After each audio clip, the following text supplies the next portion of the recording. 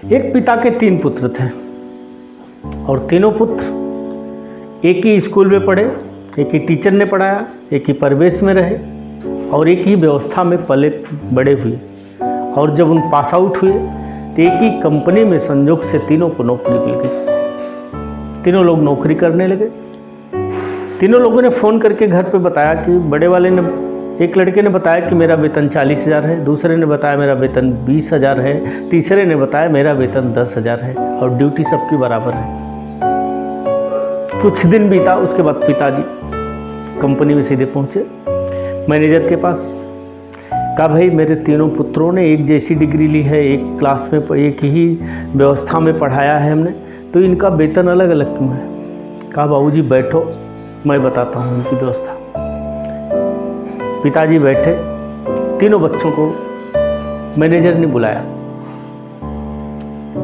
कहा समुद्र के किनारे एक जहाज आया हुआ है और उस जहाज में जाके देखिए आप लोग कि अपनी कंपनी लायक क्या है। तीनों बच्चे निकले और कमरे से बाहर गए। एक ने उसके पड़ोसी को फ़ोन मिलाया, ठीक जहाज़ के पास जो रहता था। उसने कहा यार देखो एक समुद्र में जहाज़ आया हुआ है और उसमें कुछ कैसा है जहाज़। उसने कहा हाँ यार लंबा सा जहाज़ खड़ा है, उसका रंग सफ़ेद है और उसमें कुछ कैप्टन वैप्टन वैसे हैं, बाकी कुछ खास नहीं है। इसका वेतन सिर्फ 10,000 था। दूसरा बच्चा जहाज़ तक गया और उसमें रखी हुई सारी चीज़ें देखी और नोट्स बनाया, वो ला करके मैनेजर को दिया। तीसरा बच्चा गया, उसने जहाज़ से कितनी साड़ियाँ हैं, कितने गहने हैं, कितने हीरे जवाहरात हैं और कितनी सारी और व्यवस्थाएं उसमें हैं और उसका रेट क्या है, उसका मार्केट का रेट क्या है, वो किस रेट में खरीदेगा, किस रेट में बेचेगा, बीच में कंपनी का मुनाफा कितना होगा, सारा कैलकुलेशन करके दिया और इसका वेतन था 40,000। ये चारों चीज़ें आपको जब पिताजी देख ही रहे थे, मैनेजर ने सारे बच्चों को तीनों बच्चों को बुलाया। बुलाने के बाद पूछा तो कहा कि तीनों ने अपनी अपनी रिपोर्ट सौंपी।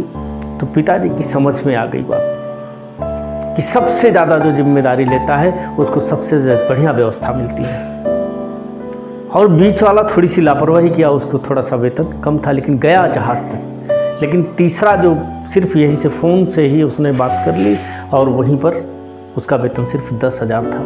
पिता की समझ में बात आ गई। मित्रों, हम कहीं भी लगे होते हैं, किसी कंपनी में लगे होते हैं, किसी ऑर्गेनाइजेशन में लगे होते हैं, किसी के यहाँ लगे हुए होते हैं, तो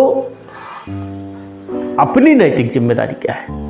जितना एफर्ट हम देते हैं, जितना अच्छा देते हैं, उतना अच्छा रिस्पांस आता है। अगर किसी कंपनी में आप हैं तो निश्चित रूप से आप 100% दीजिए और जब 100% देंगे तो कंपनी आपको धीरे धीरे प्रमोशन करेगी। लेकिन लापरवाही करेंगे तो कुछ दिन बाद आपको वापस भेज देंगे। इसलिए जहाँ भी रहिए अपना 100% दीजिए, क्योंकि जो समय आप बचा रहे हैं वो कहीं स्टोर नहीं होता, वो बचा के रखा नहीं जा सकता। इसलिए अपना बेस्ट दीजिए और दुनिया में देश का नाम करिए और वीडियो को आगे बढ़ाते रहिए। नमस्कार।